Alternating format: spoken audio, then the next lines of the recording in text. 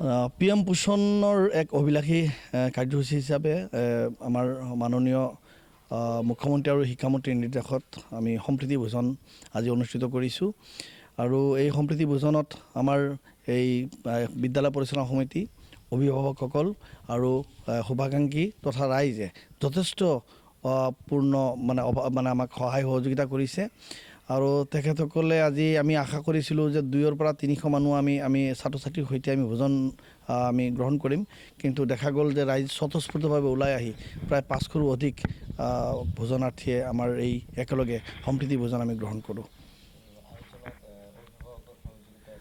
আয়োজনত আমাৰ অভিভাৱকসকল আৰু শুভাকাংক্ষীসকল প্ৰাক্তন ছাত্ৰ ছাত্ৰীসকলে যথেষ্টপূৰ্ণ সহায় সহযোগ আগবঢ়াইছে।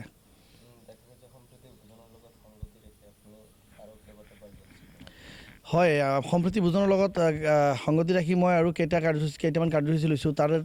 তাৰে এটা উল্লেখযোগ্য হ'ল যে আমাৰ বিদ্যালয়ৰ পৰা পাছ কৰি যোৱা প্ৰাক্তন ছাত্ৰ ছাত্ৰীসকল যিসকলে মেট্ৰিক আৰু হায়াৰ ছেকেণ্ডেৰীত সুখ্যাতিৰে উত্তীৰ্ণ হৈছে তেখেতসকলক আমি সম্বৰ্ধনা জ্ঞাপন কৰিছোঁ আৰু তেখেতসকলক ৰাইজৰ আগত আমি চিনাকি কৰাই দিছোঁ যে আমাৰ এই প্ৰাক্তন ছাত্ৰ ছাত্ৰী আৰু তেখেতৰো ভৱিষ্যত আৰু উজ্জ্বল হওক তাৰ বাবে আমি সকলোৱে দোৱা কৰিছোঁ।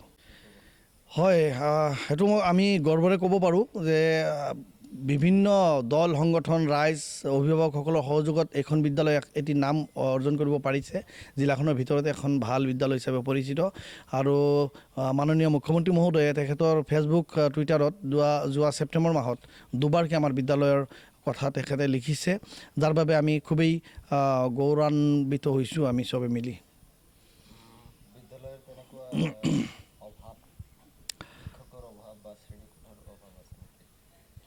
আমাৰ বিদ্যালয়ত এতিয়াও যথেষ্ট অভাৱ আছে। বিদ্যালয়খন আমি নিখুঁতভাৱে ধুনীয়াকৈ সজাই পৰাই তুলিছোঁ যদিও ক্লাছৰুমৰ বিশেষ অভাৱ আছে, 2টা ক্লাছৰুমৰ খুবেই অভাৱ আছে।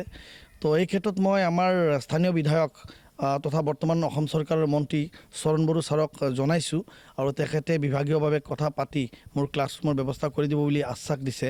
সেই আশাৰে আমি যোৱাকালি ৰাইজৰ লগত আজি আমি ৰাইজৰ লগত যোৱাকালিও আলোচনা কৰিছিলোঁ, আজিও আলোচনা কৰিছোঁ আৰু তেখেতৰ বাৰ্তাটো আমি দিছোঁ।